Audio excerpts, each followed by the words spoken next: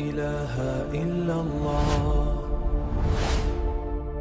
اگر آپ کا مقابلہ دشمن سے ہو جاتا ہے اور آپ بڑی ایک مشکل میں آ جاتے ہیں، یا کسی صاحب اقتدار اور صاحب منصب سے آپ کو ملنا ہے اور آپ کو لگتا ہے کہ وہ میرے خلاف فیصلہ دے گا، یا آپ عدالت میں ہیں اور آپ کو لگتا ہے کہ جج میرے خلاف فیصلہ دے گا، تو ایسی تمام صورتوں میں انسان کو کیا پڑھنا چاہیے؟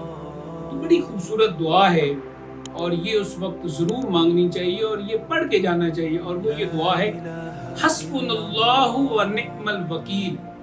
ہمیں اللہ کافی ہے اور بہترین کارساز ہے.